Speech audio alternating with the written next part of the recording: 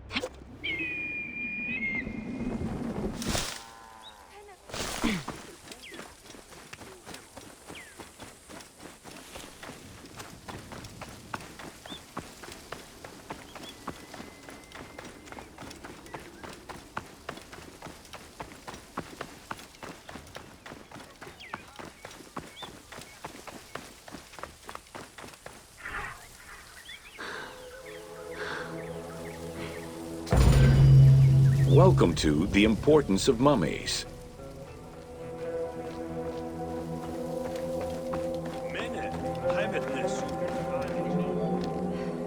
The first hieroglyph for embalmer appeared in pyramid texts of the Old Kingdom.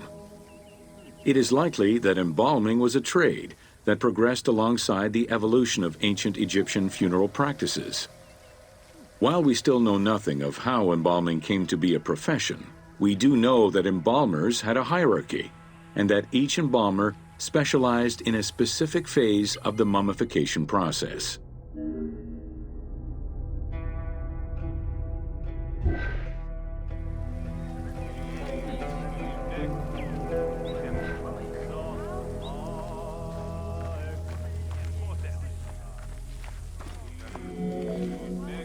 The mummification techniques were jealously guarded by embalmers from generation to generation. Despite their efforts, Herodotus and Diodorus discovered their methods in late antiquity, but historians were skeptical about the validity of the texts. It remained a mystery until two teams of modern medical legal scientists confirmed the process in 1994 and again in 2011.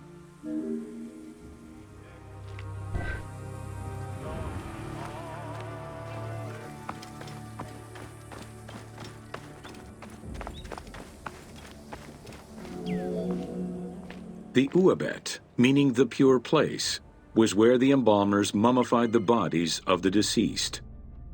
Until the end of the Middle Kingdom, it was located in tents at the edges of the city due to the smell of decomposition.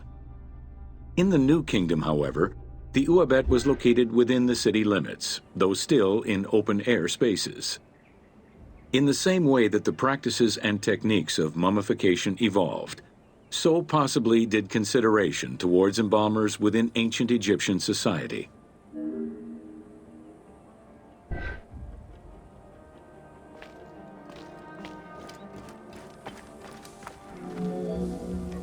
The pharaoh had access to the most elaborate of mummification rituals. The richer citizens of Egypt also enjoyed complex embalming options, though none of them allowed for the removal of the brain or viscera. After purifying the body, embalmers injected a liquid through the rectum, sealed it, and allowed the mixture to settle. They then plunged the body into natron for up to 40 days. Once the body was dried, the seal was removed, and the entrails flowed out with the injected liquid, leaving the skin and bones of the deceased to be wrapped in linen and returned to the family for burial.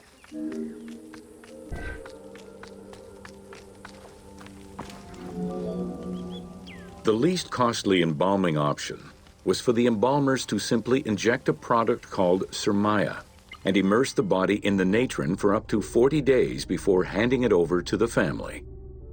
For all those who could not afford any embalming process, desert burials offered a pauper's alternative to preserve the bodies of the dead.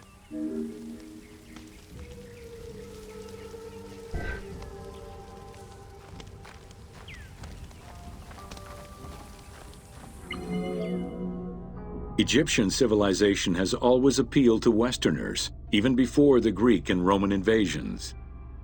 As early as the Middle Ages, mummies discovered by travelers were often sent back to Europe. Curio cabinets, dating from the 16th and 17th centuries, usually included pharaonic artifacts in their collections.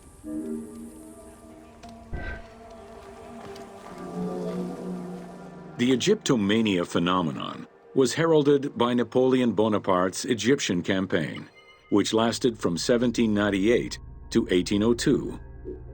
The following years were marked by a resurgence of interest from rich enthusiasts and scholars who exposed Egypt to the general populace. Many research societies focusing on Egyptology were founded during those years.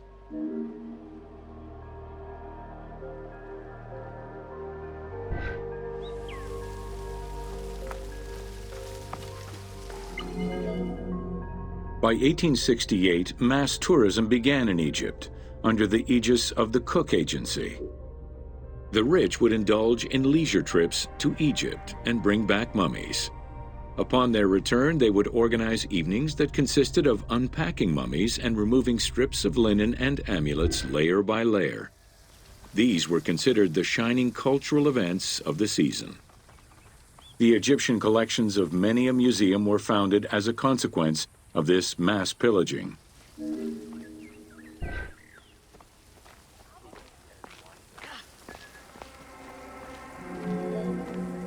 Thanks to those dubious parties, the fantasy of a mummy coming back to life, seeking revenge on its defilers, was born. The mummy malediction myth has remained steady in popular culture ever since, particularly in written media and cinema. Here!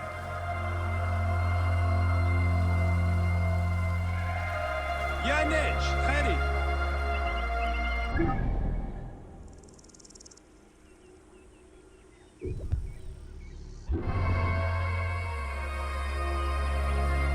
Here, said.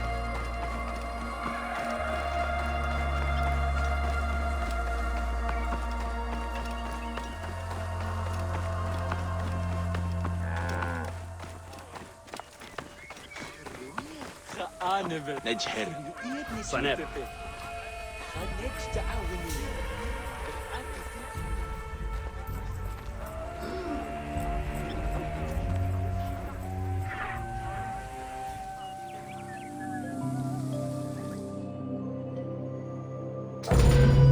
Welcome to Temples and Rituals of Ancient Egypt. During rituals and festivals, the god was carried on a solar barge between the areas of a temple or the temples of different cities. Funerary carvings and paintings covering thousands of years, as well as the Book of the Dead, depict the same ship and oar design. Solar barges have been uncovered near or within several pharaohs' tombs. They were intended to carry the pharaoh into the afterlife.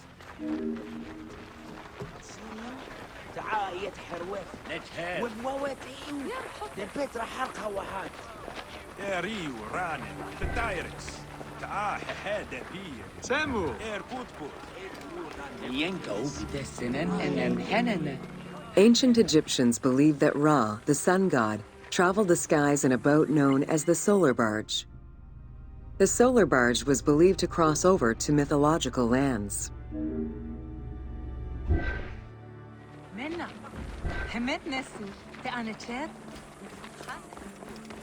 تا ماهو ستبين ريش سجرية خير بقى نية خاوية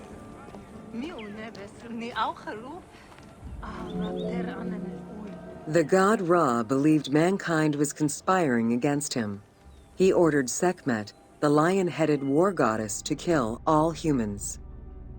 To his chagrin, Ra quickly realized that with all humans gone, there would be no one left to worship him. In order to stop the rampaging Sekhmet, beer was brewed and dyed red with pomegranate juice to resemble blood. Sekhmet drank every drop of the brew she could find, eventually passing out drunk. When she awoke, she was calmer, and her lion visage had changed into Bastet. The Festival of Drunkenness was celebrated in honor of that myth.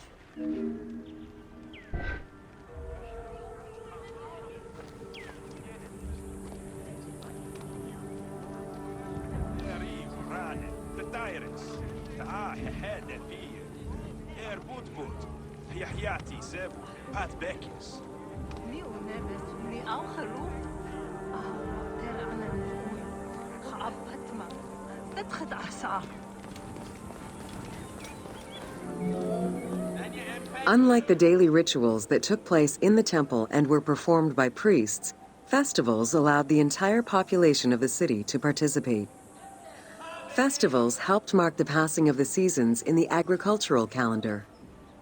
In reflecting the cycles of life, festivals offered a sense of consistency and structure for the regular citizens, thus reinforcing the sense of order that pharaohs were to provide for the citizens of Egypt as part of their godly duties.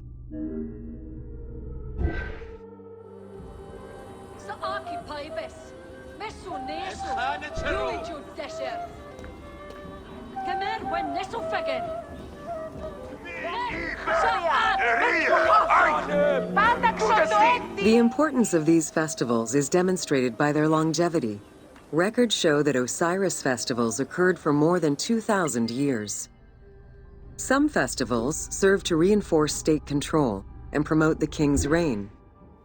Both the Opet and Sed Jubilee festivals were specifically intended to celebrate the renewal of the king's power.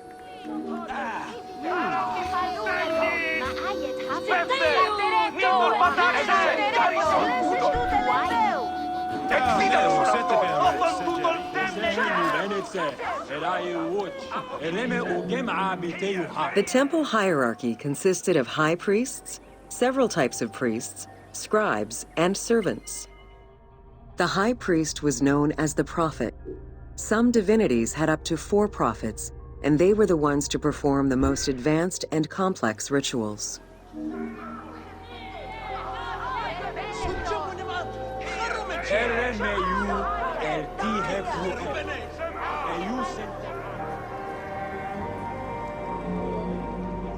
Egyptian priests were not confined to solely religious tasks, and in fact had crucial roles in Egypt's administration, most of which served to reaffirm the pharaoh as the proper vessel for the gods. Their focus within the temple was centered on the proper conduct of daily divine rituals, rather than as custodians of dogma or the indoctrination of individuals.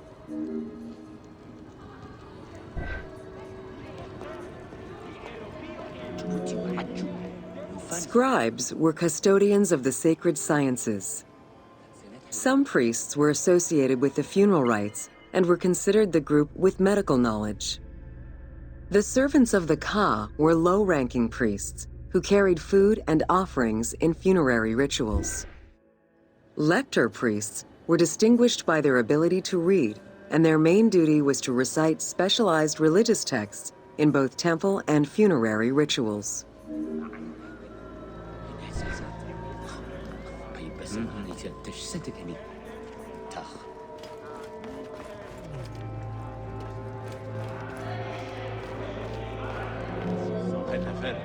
Priests and all the officials who served the temple worked only 3 months a year, with each period separated by a quarter of inactivity, at least within the temple compound. Each outgoing group handed over the temple and their tools to the newcomers. Only the high priesthood remained in permanent office within the temple.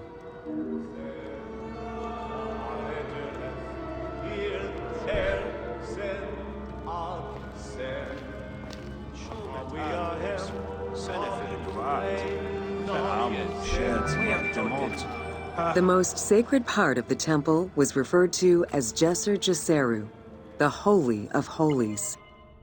The most sacred inner sanctuary was where the shrine to the temple deity was located.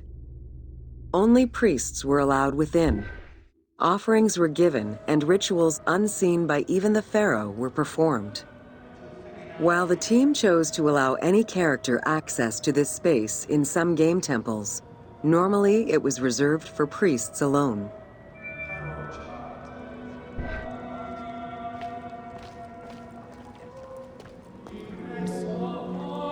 Pharaohs and their priests often chose the site of these sacred temples because of some mythological connection or an alignment with the cardinal points and certain stars. Once selected, a foundation ritual was performed. The pharaoh was required to complete 10 steps in the ritual, which required a mix of offerings as well as specific construction techniques. Once the temple was complete, construction of the chamber containing the shrine, or naos, began.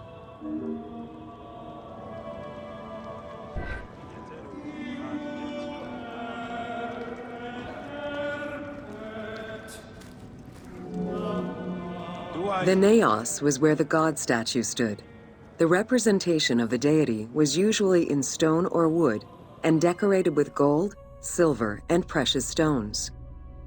Smaller temples had only one naos, while larger complexes, such as the Temple of Karnak, had many chambers to honor gods, such as Amun, Ptah, and Osiris. Each statue was believed to be a receptacle for the presence or essence of the god's Ka, enabling it to take a physical form. Through the statue, the god came to the shrine to eat, drink, and communicate with the pharaoh, or with the priests standing in for the pharaoh.